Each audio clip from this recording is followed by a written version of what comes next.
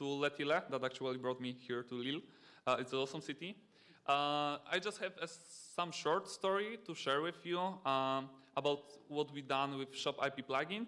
And it's also known as a command pattern to the rescue because we had some troubles and command pattern helped us to solve it. But without any further spoils, just a few more words about me. That I'm working with the Sylius for the last 4 years. You can find me on Twitter or GitHub. And right now I'm software engineer, speaker, and trainer, so I have hundreds of roles in my company. But it's enough about me. Let's move to the Sylius itself. The first question, have you ever heard about it? Or is it new topic for anybody of you? Just any reaction? Have you heard it? Okay, it's not that bad. But I still would like to give a few words for introduction. I know that Gregor have a presentation about Sylius itself, but I just wanted to say something about the purpose itself. So I will start my presentation from another story, the story about the pencil itself. So have you heard about the Milton Friedman, the economist from the United States? He has a great presentation about the pencil itself. It's not a coincidence that there are a few pencils out there to take. So the whole story about the pencil is that actually, literally, hundreds of people work together to produce one of them. So basically, we have a wood here. To cut the wood, we need a saw. To take a saw, we need an iron. There's a graphite. There's a metal part. There's a rubber. Actually, hundreds of people work together to produce something like that. They can hate each other. They do not even know each other. But still, they trade together and actually bring you a pencil like this. I encourage you to hear the real story from the Friedman. It's much better. But long story short. The second thing that I would like to mention before I start, it's the quotation from somebody from France, Frédéric Bastiat. So he told us that actually if the gods do not trade borders, soldiers will. And all this together brings us to our purpose, why at Sylius we are doing what we are doing. So we really believe that once we accelerate how people trade each other, we will make a world at least a little bit better. So keeping this in mind, we believe that actually our software, Sylius itself, is solving like 80% of most common problems, and we leave left the rest to you. So actually all of us can trade better. It's easier for you to deliver value, and all together we are making the world a little bit better place. But it should be a story, just enough for the introduction. So let me tell you a little fairy tale. A little bit colorized, but the sense is kept properly. So once upon a time, founder Pavel came to me with this proposal that another way of the typical problem that e-commerce developers have is using headless e-commerce solution.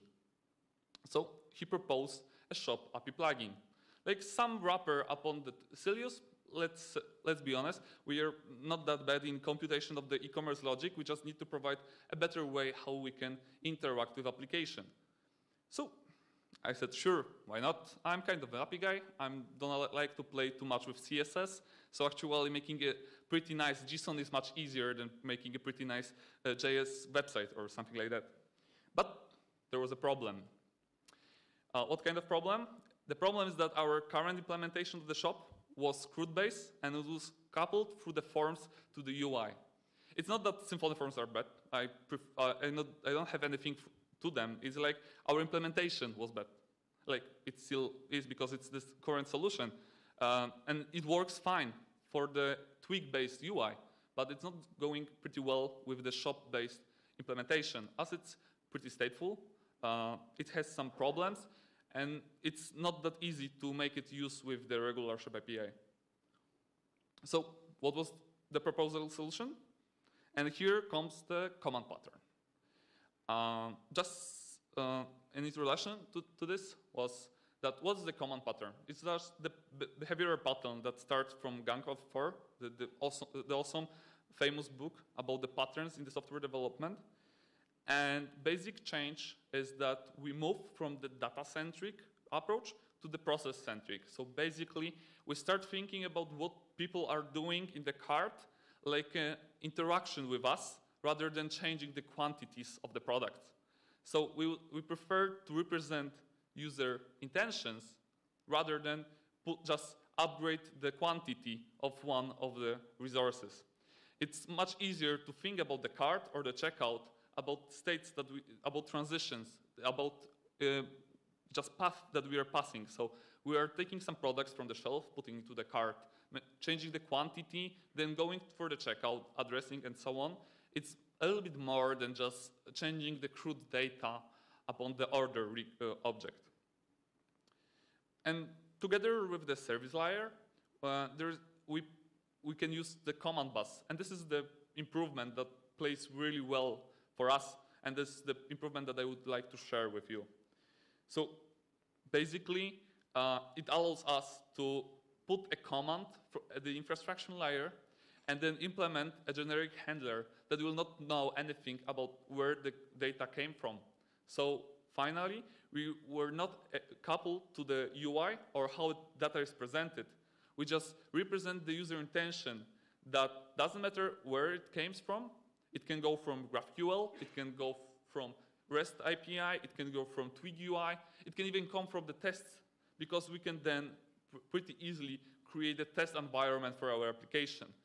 It doesn't matter where the command came from, it will be always handled the same way. Bonus points, when you can use somewhere in the middle. So it's even easier right now to use loggers or, for example, flush to the database and save your handlers from the flush method. It's what we use with the tactician, actually. Like a few more words about command pattern itself. It's that commands change the state of the application, but does not return anything. So therefore, if you go a proper way, you can have commands that change the state of the application, change something in the database, but you are making totally different queries. And you can even skip the hydration of the data. It's just the pure data that you will present to the user and doesn't even have to know about the commands that were executed before. But a little disclaimer here. It's not a silver bullet. Of course, it's not the perfect solution and it should be used everywhere. But it's useful in some particular problems, like managing the cart or processing the checkout logic. Okay, a few more slides to show you how actually it looks like. Let's start with some description of what the command can look like. So basically, here we have the command that represents immutable intention of putting something to the cart. It's that simple that we can even read it. So basically, we are expecting that there will be some token, there will be information about the product and the quantity, and if the quantity will be lower than 0, there will be an exception. It's pretty easy to understand. It's pretty straightforward to get what is happening inside. And as I told you, there's not much logic in the command itself. I don't care where it came from. Is it GraphQL, some message queue, or whatever? This is always the same structure of the data that I need to actually put this logic into working. Okay? But what it will actually do? Basically, we will just take the product. So basically, the repository will return our product. At least we are expected in this test. The product will have some variant, and this is something internal Sylius logic that each product has a variant, but it's a longer story, maybe for another presentation. So it's also, if the product will have only one variant, it will be simple. So the function is simple, we return true. What's more, I will take a current order, so actually the cart, and modify it by this product variant and quantity 5, which is provided by here at this function. Once more time, you can even read what's happening there, and it makes your life much easier when you can comprehend what's happening inside your application. So, as you can see, there is a little bit more code here. I didn't provide you all scenarios that are available. There are like asserts here that we have a proper behavior. So the handler will always put the application in the proper state. But it's just an example how easy it is to describe some logic into your application when you're using this pattern, and how much easier it is to put the user intention this way. So let's be honest, what are the merits of this implementation? First of all, it's really easy to follow single responsibility principle. Therefore, somehow as a result, it's really easy to test it because you don't have too many if statements, you don't have too many paths. The amount of ways how we can interact with application is really small, so the tests are really easy to write and really easy to maintain over the months or years. Another benefit of this is that it's decoupled from the infrastructure, and this was the pain at the first place. If I would have to force the previous implementation to work with ShopAPI, I would be miserable.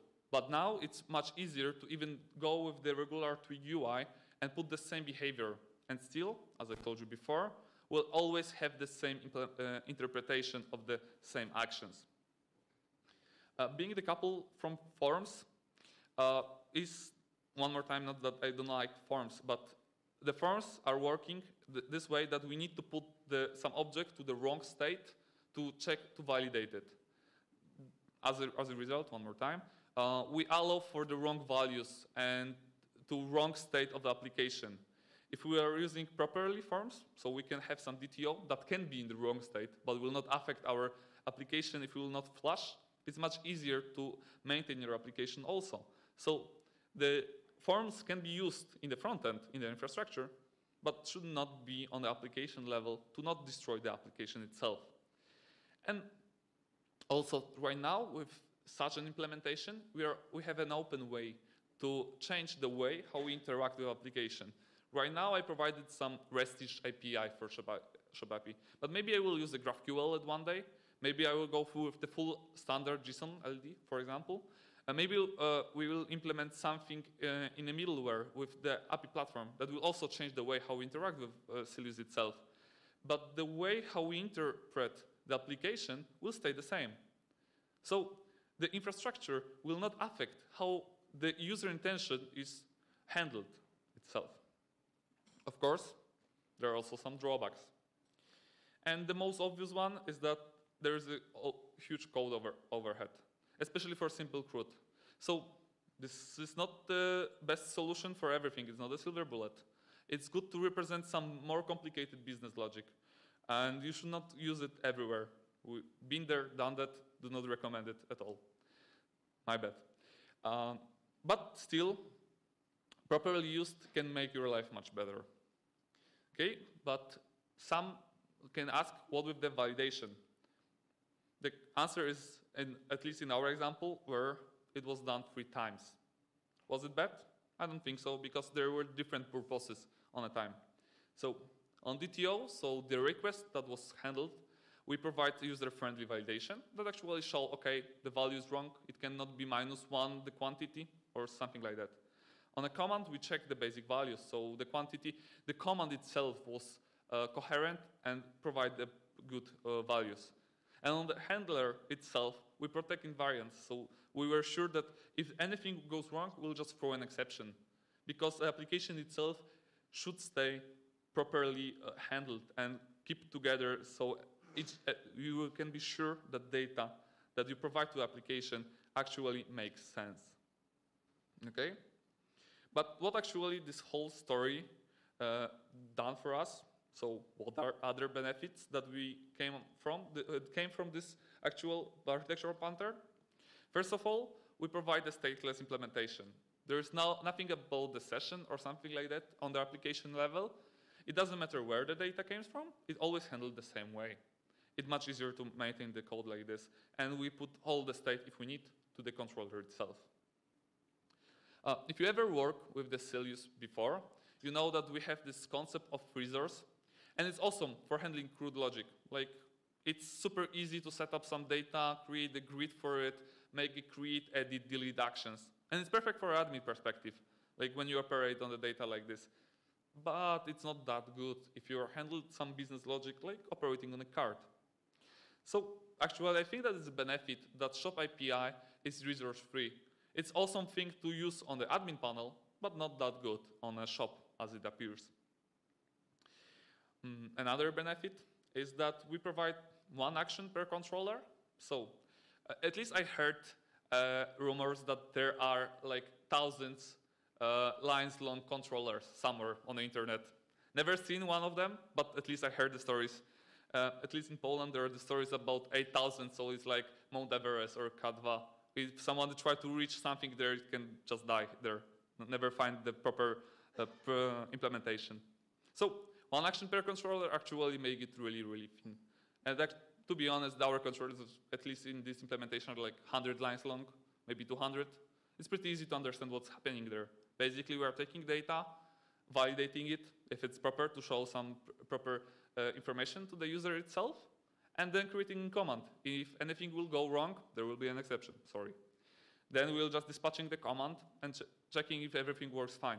If yes, the data will be persisted, and we'll just create some easy, readable response also to make your life easier. And the main effect of all this change is that there will be developer-friendly front-end. At least we expect that it's much better than the regular REST API that we had in Sylius. So basically, with some really simple command, we provide free data, so the token, some product code, and the quantity. You should receive a really simple information what is happening with your card. There's like, if you ever played with Sylius and this REST admin API, you know that we'll regularly will provide a huge data about all channel pricings and all listings, because the admin REST API is for other purposes. It's for integration with other systems. ShopAPI should make your life easier, so you can actually put this data directly on your website and don't care about the business logic behind it. So you have a current price of the card itself, what is the product, and what's the currency and local that it was placed. So you have the basic information. Therefore, we use API views and view factories. So basically, the entities in Sylius itself are not presented to the customer. We are just translating the code for the really simple DTOs that will then serialize. It's much better approach and much easier to force it to present the data that you need. It will be much tougher to just serialize it properly, as there are hundreds of data that you can or cannot use, depending on your needs. So what is the moral from this old story? As it was a fairy tale, at least it should be. I try to say that command pattern is fine to work with. During the software development lifetime, the only constant is the change. So the way how we interact with application will change. The logic, the business logic itself will change. But if we will have it in different places, with different implementation, then we need to care about two places. Once we'll put it into one place, it's much easier to maintain the change over the time. Also, the command pattern should be used for proper problems. Like, for me, it's the cart and checkout logic. But should not be used for the too simple logic, or once you don't need it, or decide to not use it. So, also, there are awesome available tools that actually makes your life easier right now. So, there's a Tactician, there is Proof Service Bundle. Recently, not that recently, but still pretty new, Symfony Messenger that was based on Simple Bus, I suppose. It's also great. And there's the Broadway. So like everybody can find something useful for him, and it's pretty easy to start with this pattern. You don't have to go with what comes next. You don't need to use full CQRS. You don't need to use event-based architecture or event sourcing. Even this first step can make your life a little bit better to handle some complicated logic. Of course, once you will be there, you'll probably try to put another architectural patterns. But even this one, at least from my perspective, can help you a lot. So, one of the last questions during my presentation, do we live happily ever after? I don't know yet. The story is still going. So I want to encourage you to actually join us, see how it works, or maybe help us to develop Sylius, Symfony API platform, and other open source projects to be better. And at this point, I didn't thought that it would be that short presentation, but I would like to thank you and ask you, do you have any questions to my presentation?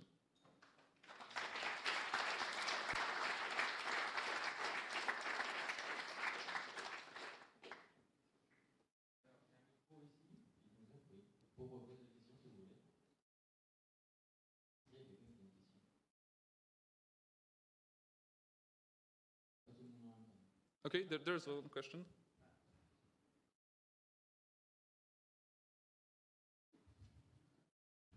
Thank you. I'd like to know what do you think is the level of complexity needed in order to make the implementation of Sylius, let's say, useful. I mean, you said you can't implement it if it's not very useful to implement it on two simple validations. What do you think is validation complex enough in order to be useful to use it? If you're asking about the pattern, I think that the main question is when you start seeing that users are behaving with your data rather than just using it as regular CRUD. So the simplest example that at least helps me to decide should I use it or not is when I'm seeing the admin panel. So for example, there are products. We change the name or so on. There's like the simple CRUD behavior. Their administrator comes to store, once change the name is changed, story ends. But with this logic, you have some behavior and people just have, the entities has a life cycle. It changes over the time and it changes behavior during this. So this is the point when you should start thinking to use this pattern, at least from my perspective.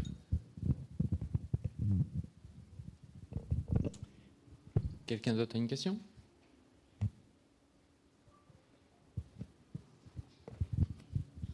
Non, moi je crois que c'est bon alors.